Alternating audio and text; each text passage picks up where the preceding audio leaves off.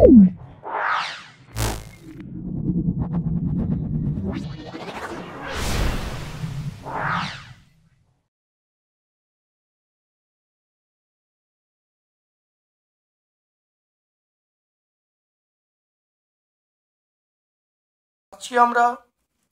14তম set physical science teacher, যেটা প্রান্তিক প্রশ্ন প্রস্তুতি 10ম শ্রেণীর অন্তর্গত।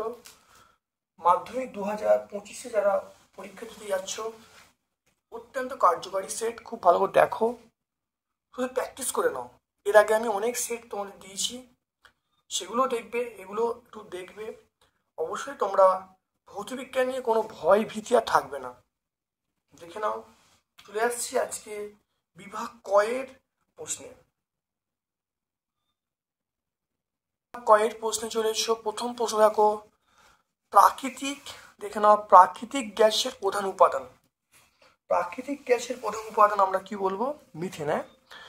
প্রাকৃতিক গ্যাসের মধ্যে যে উপাদানটা অন্যতম প্রয়োজন বা খুব গুরুত্বপূর্ণ একটা উপাদান, সেটা হলো মিথেন। একটি গ্যাসের বাষ্প ঘনত্ব বলা আছে 11.2 STPতে, ওই গ্যাসের 11.2 গ্রাম আয়তন কত হবে?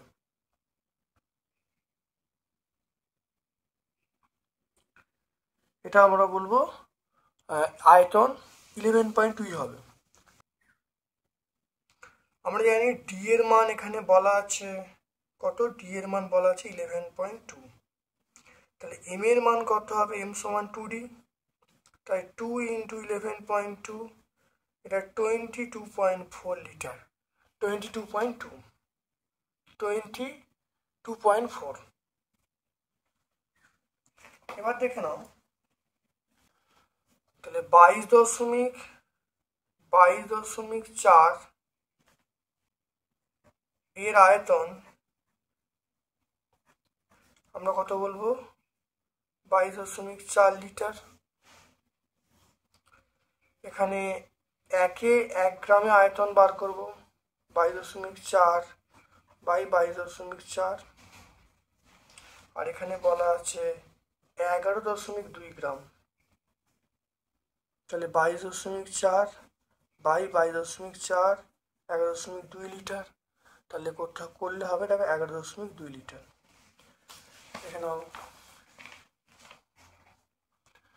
এখানে মনে রাখবে, দেখে নাও, এটা হলো, তাহলে 22.4 গ্রামের আয়তন কত?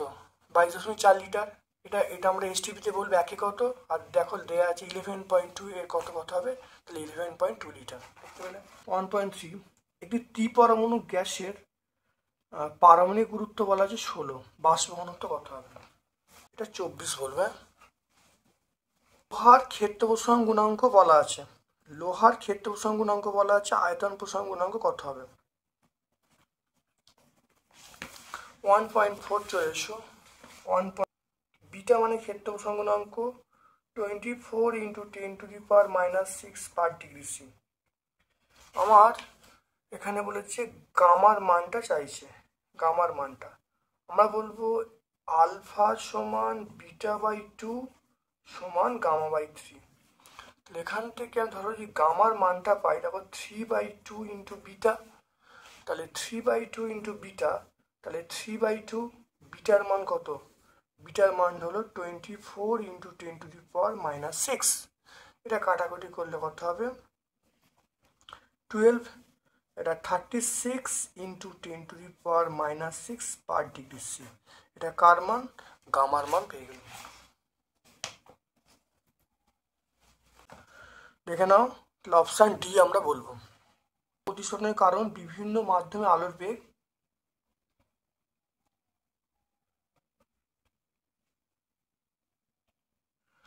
এটা আমরা বলবো বিভিন্ন বলবে।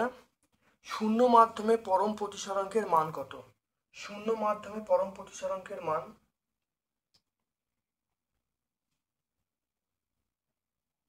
এটা আমরা বি বলবো, 1 হবে। তারপর দেখো, ধাতব পরিবেশ রোধ এবং সময় স্থির থাকলে প্রবাহ মাত্রা দ্বিগুণ করলে উৎপন্নতা প্রাথমিকের প্রবাহ মাত্রা দ্বিগুণ মানে 4 গুণ হবে। আই স্কোয়ার থাকবে, আই স্কোয়ার মানে 2i² তাহলে 4 গুণ হয়ে গেল। তাহলে দেখে নাও আমরা বলবো এইচ প্রপোর্শনাল আই স্কোয়ার। তাহলে আই স্কোয়ার একটা এটা দেখো 2i তার স্কোয়ার মানে 4i স্কোয়ার, 4 গুণ হয়ে যাচ্ছে। বৈদ্যুতিক বর্তনীতে ফিউজ তার কোনটির সঙ্গে যুক্ত থাকে? অবশ্যই লাইভ তারের সঙ্গে।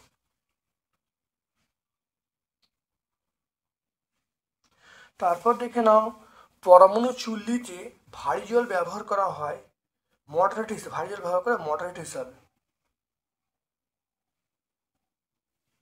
সিএ, সিএ আমরা বলবো, সিএ আমরা বলবো এটা হলো ক্ষারীয় মিথ্যে ধাতু।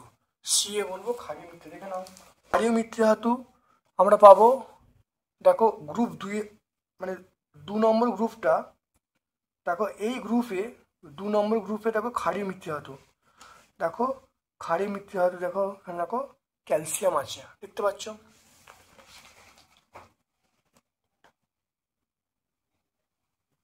এলআইএইচ, এলআইএইচ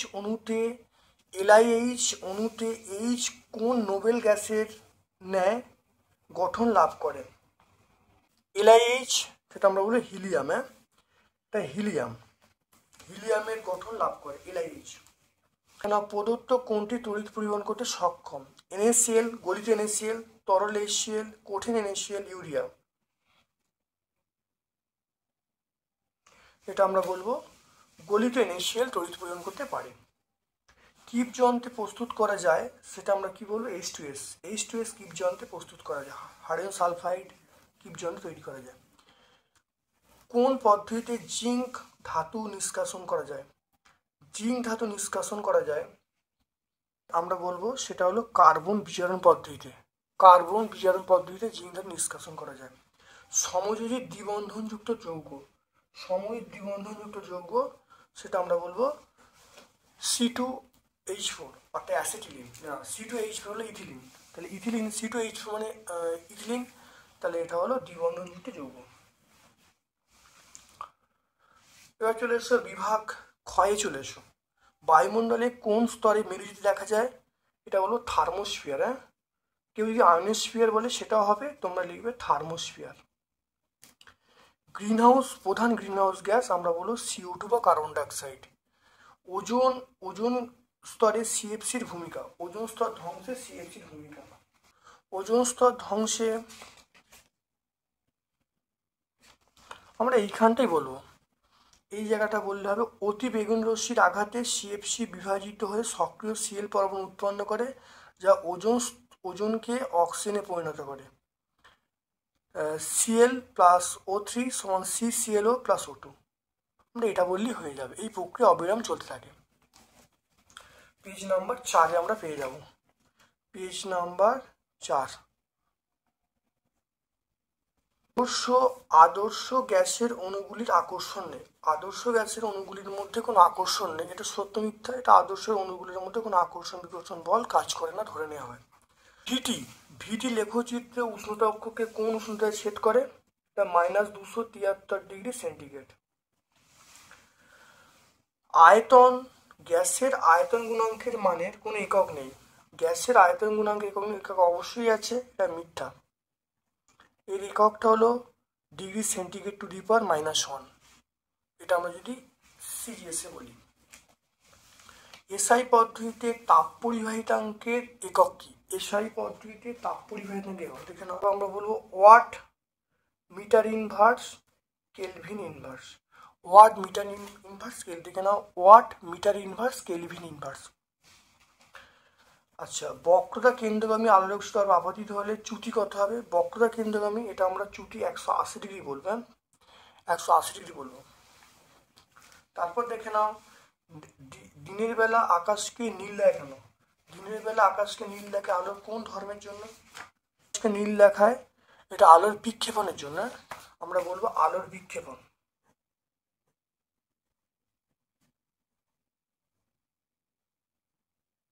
আলোর বিক্ষেপণ। তারপর দেখে নাও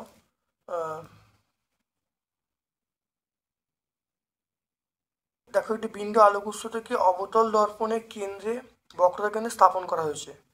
উৎস থেকে দর্পণে আপাতিত এবং প্রতিফলিত রশ্মির মধ্যে চ্যুতি কোণ কত হবে? এটা 180°। এখানে আপাতিত এবং প্রতিফলিত রশ্মির মধ্যে চ্যুতিকোণ। এখানে দেখো বক্রতা কেন্দ্রকে আলোরশ্মি আপাতিত হলে তাহলে আলোরশ্মির চ্যুতিকোণ 180 ডিগ্রি করেছি। এই যুক্তিতে যে আপাতিত প্রতিফলিত রশ্মির যে চ্যুতিকোণ সেটা আমরা 180 ডিগ্রি করেছি, তাহলে এই সেন্সে আমরা উত্তরটা 180 ডিগ্রি করেছি। তারপর দেখে নাও দিনের বেলা আকাশকে নীল দেখে আলোর বিক্ষেপণ ধর্মের জন্য।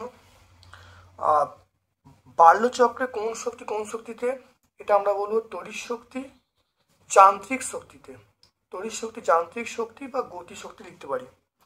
কোন টেলিস্কোপের ভেদন সবচেয়ে কম, এটা আলফা রশ্মির ভেদন ক্ষমতা সবচেয়ে কম, আলফা রশ্মি। ফিউজ তারের উপাদান কি, উপাদান আমরা বলবো টিন এবং সীসা। ফিউজ তারের উপাদান আমরা বলবো টিন আর সীসা। টিন আর সীসা ফিউজ তারের উপাদান। পৃথিবীর বিভব কত, 0 ভোল্ট, 0 ভোল্ট পৃথিবীর বিভব। ক্ষারীয় মিত্র ধাতু, দেখে নাও ক্ষারীয় মিত্র ধাতু, এটা আমরা গ্রুপ 2A কে বলবো। দেখে নাও গ্রুপ 2A কি আছে, ম্যাগনেসিয়াম, ক্যালসিয়াম এসব আছে, দেখে নাও। তাহলে ক্ষারীয় মিত্র ধাতু আমরা বলবো ম্যাগনেসিয়াম বলবো। হ্যাঁ দেখে নাও ম্যাগনেসিয়াম ক্ষারীয় মিত্র ধাতু। ক্যালামাইন আমরা বলবো জিঙ্কের আকরিক। সন্ধিগত মৌল আমরা সিও বলবো। দেখে নাও কোবাল্ট হলো সন্ধিগত মৌল। দেখে নাও সন্ধিগত 3 থেকে 12, দেখো 3 থেকে 12-এর মধ্যে কোবাল্ট দেখতে পাচ্ছ, কোবাল্ট সন্ধিগত মৌলের মধ্যে পড়ছে। তারপর আদ্যবায়ুতে রেখে দিলে সবুজ ছোপ পড়ে, এটা কপার বলবে। হ্যাঁ সিউ, দেখতে পেলে সব অ্যান্সারগুলো হয়ে গেল। 2.12 ড্যাশ যৌগগুলি ধ্রুবীয় দাবকে দ্রবীভূত হয়। দেখে না অজৈব যৌগগুলি ধ্রুবীয় দাবকে, এটা আমরা বলবো অজৈব যৌগগুলি ধ্রুবীয় দাবকে দ্রবীভূত হয়। তড়িৎ বিশ্লেষণে কোন প্রকার ব্যবহার করা হয়, ডিসি। হ্যাঁ সমপ্রবাহ ব্যবহার করা হয়। তড়িৎ দেখো কপার বিশোধনে ক্যাথোড হিসাবে কি ব্যবহার করা হয়, কপার পরিশোধনে ক্যাথোড হিসাবে আমরা কি ব্যবহার করব, দেখে নাও বিশুদ্ধ কপারের পাতলা পাত। তাহলে বিশুদ্ধ কপারের পাতলা পাত, তাহলে বিশুদ্ধ কপার আমরা ব্যবহার করব, বিশুদ্ধ কপারের পাত।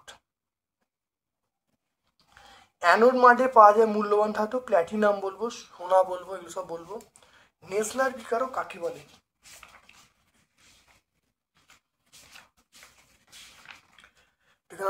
দেখে নাও নেসলার বিকারক হলো পটাশিয়াম মার্কিউরিক আয়োডাইডের ক্ষারীয় জলীয় দ্রবণ। দেখতে পাচ্ছ নেসলার বিকারক সামান্য পরিমাণ অ্যামোনিয়ার সংস্পর্শে তামাটে বাদুড়ির মধ্যে ধারণ করে। 120 পেজ।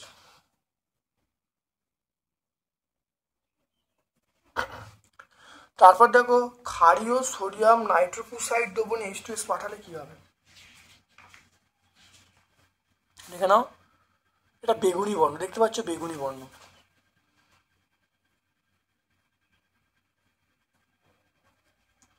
স্পর্শ পদ্ধতিতে H2SO4 প্রস্তুত করতে কি অনুঘটক ব্যবহার করা হয়, স্পর্শ পদ্ধতিতে H2SO4 প্রস্তুত করতে অনুঘটক হিসেবে আমরা ব্যবহার করব V2O5। দেখো ভ্যানাডিয়াম পেন্টক্সাইড V2O5 ব্যবহার করো, V2O5 ভ্যানাডিয়াম পেন্টক্সাইড। অ্যালকাইনের সাধারণ সংকেত, অ্যালকাইন H2N-2, অ্যালকাইনের সাধারণ সংকেত CnH2n-2। দেখে নাও অ্যালকাইনের সংকেত, দেখো CnH2n-2, এটা হলো অ্যালকাইনের সংকেত। তারপর দেখো CH3CH2CHO ইউপ্যাক নাম,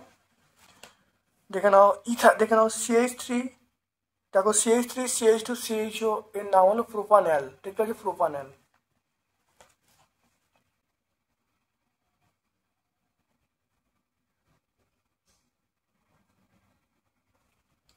এলপিজি সিলিন্ডারে যে দুর্গন্ধযুক্ত পদার্থের নাম,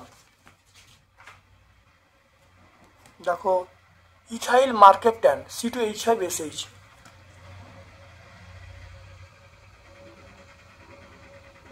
ইথাইল মার্কেপটান C2H5SH।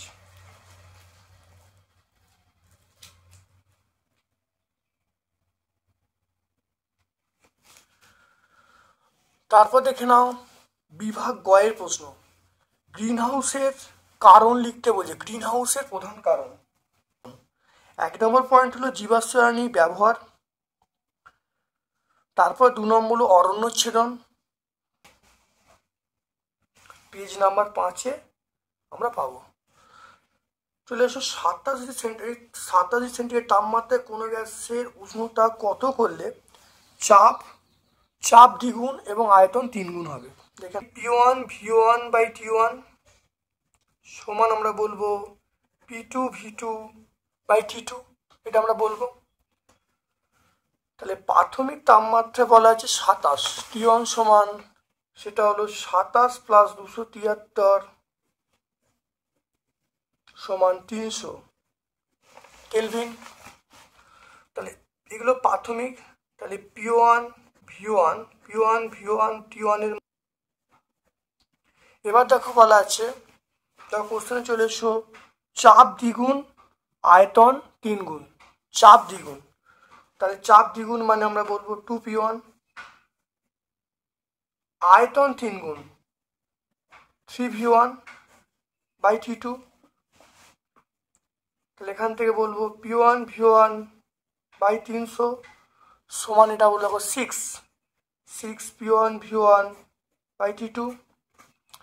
এটা কেটে গেলুম, তাই T2-র মানটা পেয়ে যাবো, তাকে গুণ করলে 1800। দেখে নাও গুণ করলে 1800, অতএব অন্তিম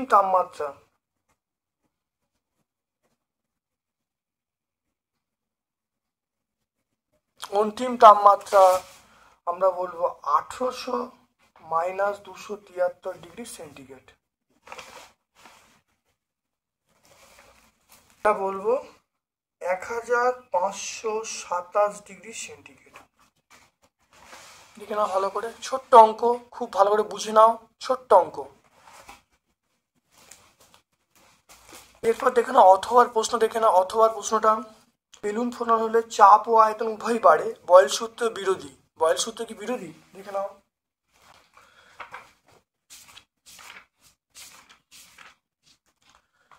দেখে নাও বেলুন ফোলানোর সময় ভিতরের ভর স্থির থাকে না, আর বেলুন ফোলানো, দেখে নাও বেলুন ফোলানোর সময় ভিতরের ভর স্থির থাকে না, আরও পরিমাণ বায়ু প্রবেশ করানোর জন্য ভর বাড়তে থাকে।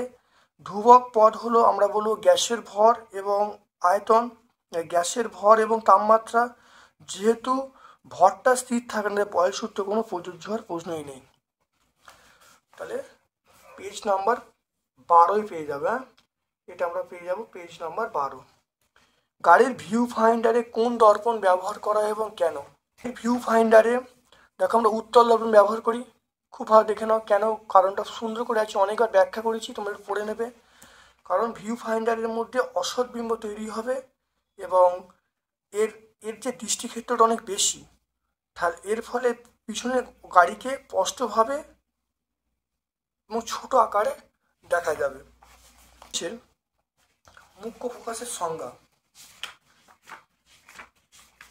দেখে নাও, লেন্সের প্রধান অক্ষের সমান্তরালভাবে আপতিত আলোকরশ্মি গুচ্ছ দ্বারা প্রতিসরণের পর উত্তল লেন্সের ক্ষেত্রে প্রধান অক্ষে যে বিন্দুতে মিলিত হয় তাকেই বলবো মুখ্য ফোকাস বলবো। দেখ না পেজ নাম্বার 48 পেয়ে যাবো।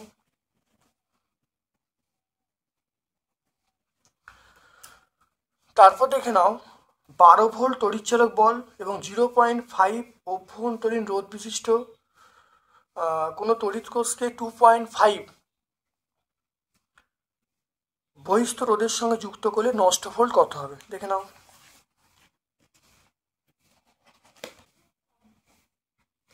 আর এর মান পেয়ে যাব 0.5 ওহম। ক্যাপিটাল আর এর মান বহিস্থ রোধ 2.5 ওহম। ঠিক আছে, এখান থেকে দেখো নষ্ট ভোল্টের মানটা বার করতে বলছে। আমরা সমীকরণ জানি ই সমান আমরা জানি IR প্লাস IR, এটা আমরা জানি। তাহলে এখান থেকে আমি যেটা বার করব সেটা ই সমান, এখানে আই কমন নেব, আর প্লাস আর। দেখে নাও, বুঝতে পারলে? এটা আমরা জানি বলে লিখবে।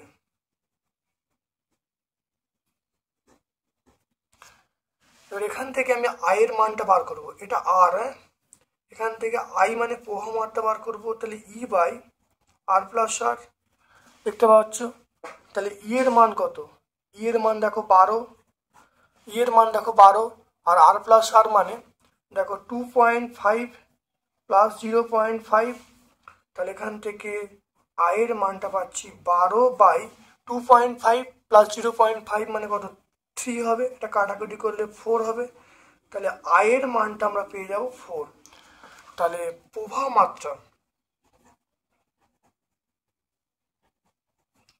মাত্রা কত? 4 অ্যাম্পিয়ার। এবার দেখো অতএব নষ্ট ভোল্ট কত হবে? নষ্ট ভোল্টের সমীকরণ আই ইন্টু আর, আয়ের মান 4 আর এটা দেখো 0.5, আর এর মান 0.5, তাহলে করলে 2 ভোল্ট। হ্যাঁ, তাহলে অ্যান্সার হবে 2 ভোল্ট। তাহলে প্রথম দেখো সমীকরণ থেকে আই বার করে নেবো। আই বার করে নেওয়ার পরে নষ্ট ভোল্টের সমীকরণ আমরা জানি আই আর, তাহলে আই ইন্টু স্মল আর, আয়ের মান দেখো 4, তাহলে এটা গুণ করলে 2 ভোল্ট। তাহলে আমার অ্যান্সার হয়ে গেল 2 ভোল্ট।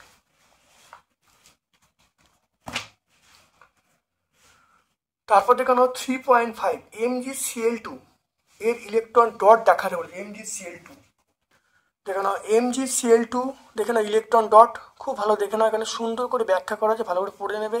তোমরা আগেও পড়েছো, দেখে নেবে 106 পেজে। NH3 লুইস ডায়াগ্রাম দেখে নাও, NH3 লুইস ডায়াগ্রাম দেখে নাও, NH3 লুইস ডায়াগ্রাম খুব ভালো দেখে নাও, পেজ নাম্বার 108।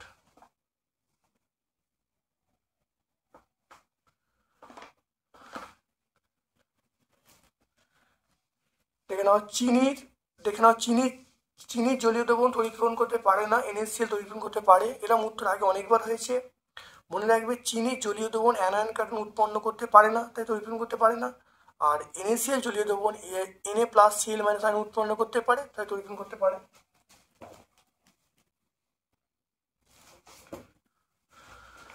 তারপর দেখো নাইট্রোলিমকে ব্যবহার।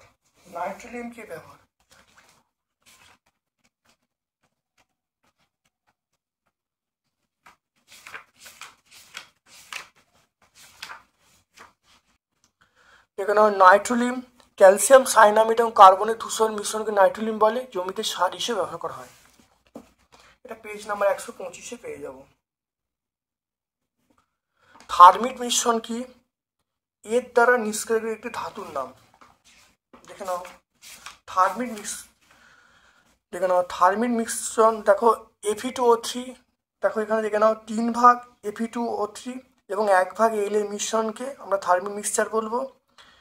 এর দ্বারা কি নিষ্কাশিত হয়? এল দ্বারা বিজারিত হয়ে অ্যালুমিনিয়াম উৎপন্ন, এল দ্বারা বিজারিত হয়ে আয়রন উৎপন্ন। তাহলে অ্যান্সার হবে আয়রন। হ্যাঁ, আয়রন বলবে। তাহলে এটা আমরা কত বলবো? 133 পেজে পাবো। মরচে পড়ার প্রভাবক উপাদানগুলো কি কি? দেখে নাও, মরচে পড়ার জন্য দেখো 1 নম্বর হলো বায়ুর অক্সিজেন উপস্থিতি, 2 নম্বর হলো জলীয় বাষ্প উপস্থিতি, 3 নম্বর অশুদ্ধ লোহা। এগুলি মরচে পড়াকে ত্বরান্বিত করে। এটা আমরা সহায়িকা 429 পেজে পাবো। তারপর চলে এসো 3.9-এ অ্যাসিটিক অ্যাসিডের সঙ্গে সোডিয়াম বাইকার্বনেট বিক্রিয়া করলে কি ঘটবে? সমীকরণ লিখতে বলছে। অ্যাসিটিক অ্যাসিডের সঙ্গে সোডিয়াম বাইকার্বনেট বিক্রিয়া করলে কি হবে? দেখে নাও, এটা উৎপন্ন হবে সোডিয়াম বাইকার্বনেট বিক্রিয়া করলে উৎপন্ন সোডিয়াম অ্যাসিটেট এবং জল উৎপন্ন হবে। ভাষা প্লাস বিক্রিয়াটা পুরো দিয়ে দেবে। পেজ নাম্বার 147-এ আমরা পাবো। পিভিসি পুরো নাম কি? ব্যবহার। পিভিসি দেখতে পাচ্ছ, পিভিসির পুরো নাম হলো পলিভিনাইল ক্লোরাইড। এর ব্যবহার দেখো, তারের আচ্ছাদন, পাইপ, ট্যাঙ্ক এগুলো ব্যবহার করা হয়।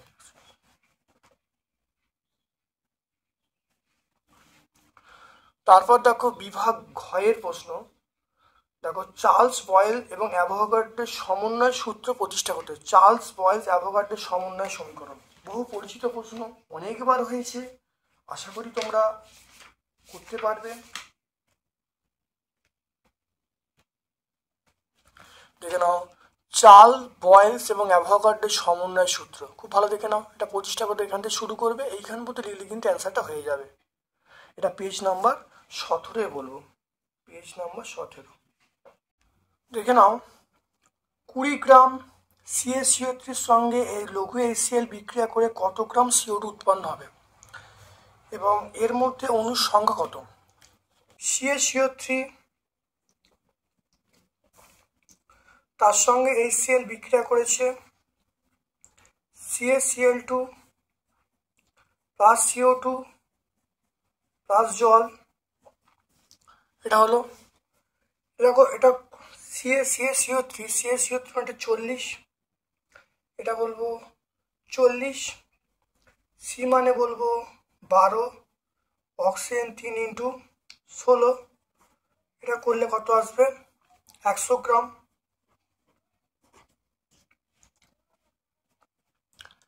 কার্বন মানে 12, অক্সিজেন মানে 16 × 32, এটা 44 গ্রাম। দেখে নাও, তাহলে 100 গ্রাম CaCO3 থেকে CO2 পাওয়া যায় 44 গ্রাম। 100 গ্রাম CaCO3 থেকে CO2 পাওয়া যায়, এটা বলো 44 গ্রাম। আর এখানে বলা আছে 20 গ্রাম, তাহলে 1 গ্রাম CaCO3 থেকে CO2 পাওয়া যায় 40/100, আর 20 গ্রাম 40 × 20/100 গ্রাম, এটা কাটাকাটি করলে কত হবে? এটা 5 হবে, 8.8 গ্রাম। তাহলে 100 গ্রাম CaCO3 CO2 পাওয়া যায় কত? 44 গ্রাম, একে কত আর 20তে কত? তাহলে 8.8 গ্রাম পেয়ে গেল। এরপর দেখো বলা আছে এর অণুর সংখ্যা বার করতে বলেছে। তাহলে 44 গ্রামে অণুর সংখ্যা আমরা বলবো অ্যাভোগাড্রোর সংখ্যা। তাহলে আমরা চলে আসছি, তাহলে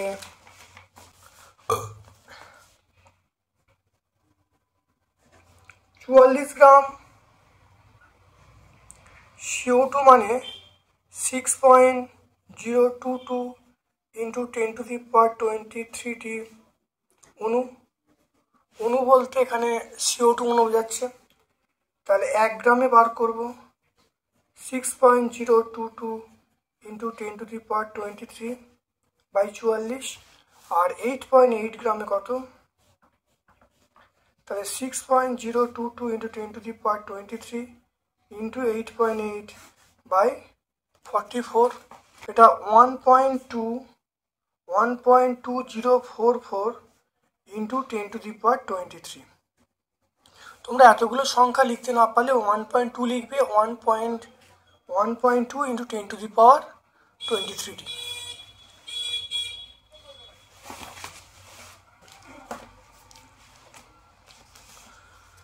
এখানে অথবার অঙ্ক, বহু পরিচিত অঙ্ক, অনেকবার হয়েছে, আশা করি তোমরা এটা করতে পারবে। তারপর দেখে নাও, তরলে 2 প্রকার প্রসারণ গুণাঙ্ক থাকে কেন, এদের মধ্যে সম্পর্ক কি? তরলে 2 প্রকার প্রসারণ থাকে কেন পরিষ্কার দেখো, ব্যাখ্যা করা আছে, দেখে নাও। এটা দেখতে পাবে পেজ নাম্বার 103 আমরা পাবো, এটা আমরা 103-এ পাবো, 6 × 103। আর সম্পর্ক দেখো, γR সমান γA প্লাস γG, অর্থাৎ প্রকৃত প্রসারণ গুণাঙ্ক সমান আপাত প্রসারণ গুণাঙ্ক প্লাস পাত্রের প্রসারণ গুণাঙ্ক।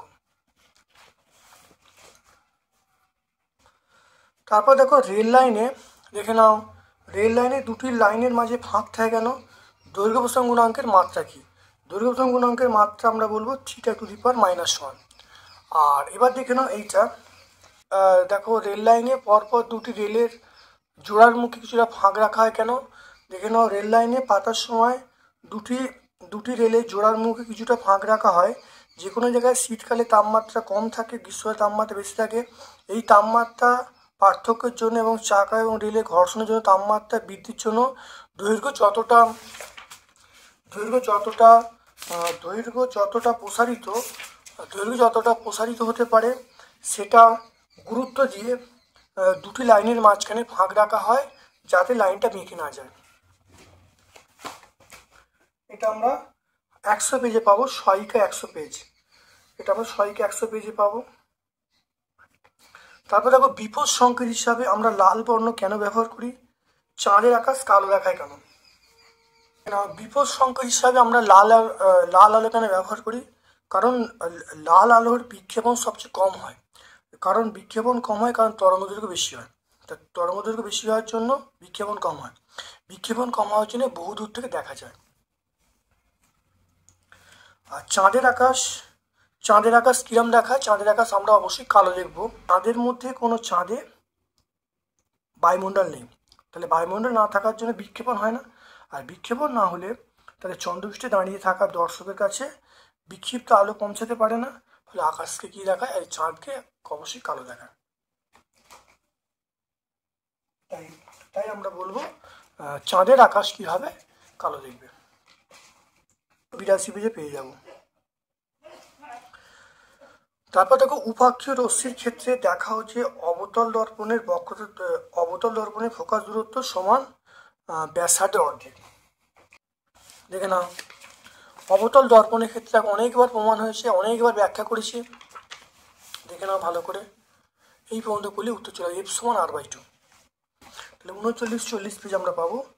পেজ নাম্বার 39 থেকে 40-এর মধ্যে আমরা পাবো।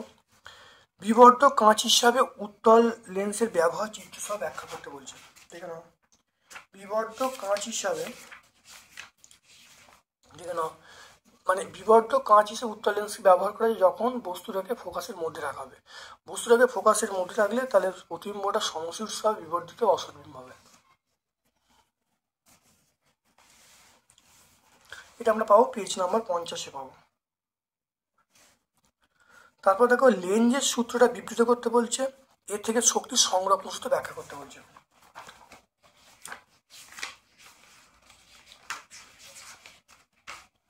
এখানে লেন্সের সূত্র দেখো আবিষ্ট তড়িৎপথ অভিমুখ এমন হবে যাতে যে কারণে তড়িৎপথ সৃষ্টি হচ্ছে সেই কারণকেই কিন্তু বাধা দেবে। তো এটা হলো সূত্রটা। আর প্রমাণটা এটা কুণ্ডলী থেকে শুরু করে আমরা রূপান্তরিত হয় পর্যন্ত গেলে উত্তর চলে আসবে। তাহলে 82 পেজে আমরা সব উত্তরগুলো পেয়ে যাব। 82 পেজে তো দেখো তড়িৎচুম্বকীয় আবেশ সংক্রান্ত তড়িৎ প্রবাহ তাপীয় ফল সংক্রান্ত জুলের সূত্র। তড়িৎ প্রবাহ তাপীয় ফল সংক্রান্ত জুলের সূত্র দেখো লিখতে বলছে। দেখে নাও, 3টে সূত্র আছে। একটা প্রবাহমাত্রার সূত্র, একটা হলো রোধের সূত্র, একটা সময় সূত্র। যখন প্রবাহমাত্রার সূত্র বলি তখন বলবে রোধ এবং সময় ধ্রুবক থাকলে পরিবাহিত উৎপন্নতা প্রবাহমাত্রার বর্গের সমানুপাতিক। যখন তো রোধের সূত্র বলবে তখন বলবে প্রবাহমাত্রা এবং তড়িৎ প্রবাহের সময় অপরিত থাকলে পরিবাহিত উৎপন্নতা রোধের সমানুপাতিক। আর যখন সময় সূত্র বলবে তখন রোধ এবং প্রবাহমাত্রা ধ্রুবক থাকলে পরিবাহিত উৎপন্নতা সময়ের সঙ্গে সমানুপাতিক। বুঝতে পারলে? 71 পেজ আমরা পেয়ে যাব, পেজ নাম্বার 71। তারপর চলে এসো, একটা অঙ্ক আছে বিওটির অঙ্ক। দেখে নাও, এরকম অঙ্ক অনেকবার হয়েছে, দেখে নাও একবার। বলা আছে একটি বাড়িতে 4টি 40 ওয়াট, 3টি 80 ওয়াটের পাখা আছে, একটি 80 ওয়াটের টিভি আছে, দৈনিক 4 ঘন্টা করে চলছে। মে মাসের বিল কত হবে? দৈনিক ব্যয়িত বিদ্যুৎ শক্তি দেখে নাও, 4টি 40 ওয়াটের বাতি, তাহলে 4 × 40। তারপরে বলা আছে 3টি 80 ওয়াটের পাখা, 3 × 80, একটা 80 ওয়াটের টিভি, 1 × 80। খুব ভালো করে দেখে নাও, 4টি 40 ওয়াট, তাহলে এটা হলো 4টি 4 × 4 × 40 প্লাস 3 × 80 প্লাস 1 × 80। দেখো করা হয়েছে। এগুলো সব কতক্ষণ করে চলছে এগুলো সব দেখো বলবো। দেখো প্রত্যেকে দেখো সব 4 ঘন্টা করে চলছে, সব 4 ঘন্টা। তাহলে 4 দিয়ে গুণ করে দেবো, বাই 1000 করলে আমরা কি বলবো? Kilowatt hour. তাহলে ওয়াট ঘন্টাকে 1000 দিয়ে ভাগ করলে আমরা কি পাবো? কিলোওয়াট ঘন্টা পাবো। এটা দেখো 160 পাবো, এটা 240, এটা 80, এটা তাহলে এগুলো যোগ করলে 480 হবে। 480 ইন্টু 4/1000 কেটে গেল, দেখে নাও। 192/100, তাহলে 192 দেখে নাও, 1.92 চলে আসবে। 1.92 কিলোওয়াট আওয়ার, আমাকে বলা হয় পিওটি বলা হয়, পিওটি। তাহলে দৈনিক হলো 1.92 পিওটি। তাহলে মে মাসে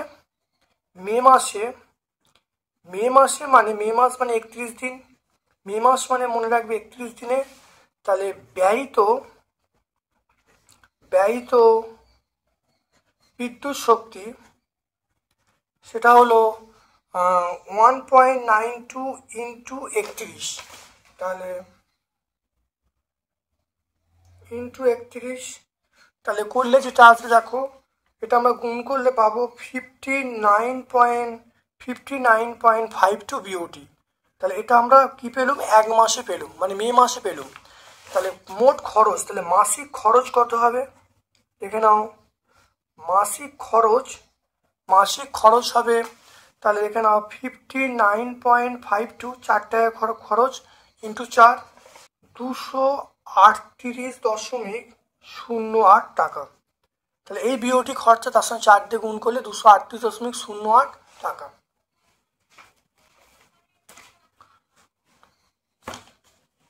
তারপর দেখো ভর, দেখে নাও ভর ত্রুটি এবং বন্ধন শক্তির সংজ্ঞা দিতে বলছি।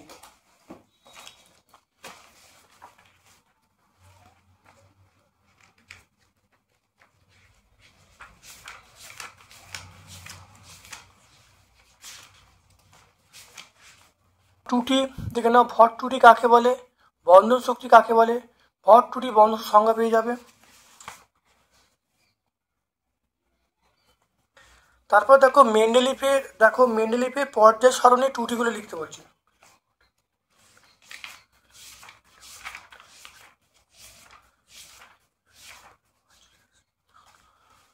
তাহলে দেখো ত্রুটিগুলো পয়েন্টগুলো বলে দেবে, দেখো 1 2 3, প্রত্যেকটা পয়েন্ট দেখো 3টে পয়েন্ট বলে উত্তর চলে আসবে। 98 পেজ আমরা পেয়ে যাব। তারপর দেখো ক্ষার ধাতু কাকে বলে, এরূপ নামকরণের কারণ কি দেখে নাও। ক্ষার ধাতু আমরা বলবো, দেখে নাও ক্ষার ধাতু কাকে বলে, এই লিথিয়াম, সোডিয়াম, পটাশিয়াম, রুবেডিয়াম, এইগুলোকে আমরা ক্ষার ধাতু বলবো। ক্ষার ধাতু বলা হয় কেন, কারণ এদের অক্সাইড এবং হাইড্রোক্সাইড যেগুলো তীব্র ক্ষারীয় ধর্ম আছে, দেখতে পাচ্ছ। তাহলে উত্তরটা পেয়ে গেলে, তাই 99 পেজে আমরা পুরো উত্তরটা পেয়ে যাচ্ছি। তারপর দেখো তড়িৎ বিশ্লেষণ, দেখে নাও তড়িৎ বিশ্লেষণ পদ্ধতি অ্যালুমিনিয়াম নিষ্কাশনের ক্ষেত্রে ক্যাথোড, তড়িৎ বিশ্লেষ্য এবং ক্যাথোডের বিক্রিয়া লিখতে বলছি। দেখে নাও, তাহলে দেখে নাও অ্যালুমিনিয়ামের তড়িৎ বিশ্লেষ্য হিসাবে আমরা তড়িৎ বিশ্লেষ্য হিসাবে আমরা ব্যবহার করব ক্রায়োলাইট ফুসপার ব্যবহার করব, গ্রাফাইট অ্যানোড, আর কার্বন দণ্ডটা আমরা ক্যাথোড বলবো। দেখো অ্যানোড ও ক্যাথোডের বিক্রিয়া পেয়ে যাবে। পেজ নাম্বার 115 আমরা টোটাল আমরা 115 দেখো সব পেয়ে যাব। স্পর্শ পদ্ধতিটা SO2 থেকে SO3 কে তৈরি করবে, স্পর্শ পদ্ধতিটি SO2 থেকে SO3 কিভাবে তৈরি করবে সমীকরণ দিতে বলছে।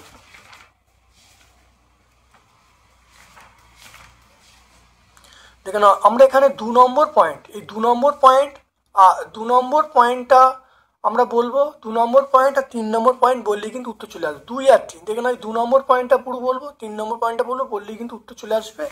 তাহলে 127 পেজ আছে, পেজ নাম্বার 127। লাল বর্ণের ব্রোমিন জলে অ্যাসিলিন গ্যাস চালনা করলে কি ঘটবে।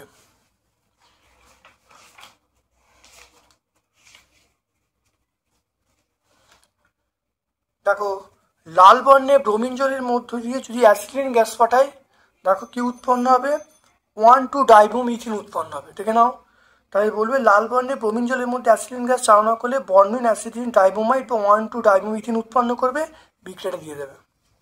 এটা 145 পেজ তোমরা পেয়ে যাবে, পেজ নাম্বার 145।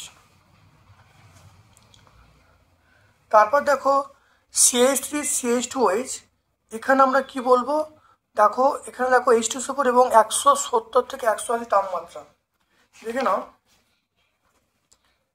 কি উৎপন্ন হবে? ইথিলিন। দেখো CH2 ডবল বন্ড CH2, তাহলে এ যৌগটা আমরা কি বলবো? এ যৌগটা হবে ethylene CH2 double bond CH2। এবার দেখো এর মধ্যে ব্রোমিন জলে বিক্রিয়া করানো হচ্ছে। দেখো তাহলে ইথিলিনের সঙ্গে দেখে নাও, ইথিলিনের সঙ্গে ব্রোমিন জলে যদি বিক্রিয়া করাই, ইথিলিনের সঙ্গে দেখো ব্রোমিন জলে বিক্রিয়া করা, দেখো কি হচ্ছে? CH2Br অর্থাৎ 1,2 ড্রাইব্রোমো ইথেন উৎপন্ন হচ্ছে। তাহলে বি যৌগটা আমরা কি বলবো? তাহলে বি যৌগটা হলো CH2Br, আর কি বলবো? CH2Br। তাহলে বি যৌগটা উৎপন্ন হলো। তারপরে দেখো ইথিলিনের সঙ্গে 200 সেন্টি তাপমাত্রায় নিকেল দেওয়া হচ্ছে। দেখো ইথিলিনের সঙ্গে 200 ডিগ্রি সেন্টিগ্রেড তাপমাত্রায় কত দেওয়া হচ্ছে? দেখো ইথিলিনের সঙ্গে 200 সেন্টি তাপমাত্রায় ইথেন দেওয়া হচ্ছে।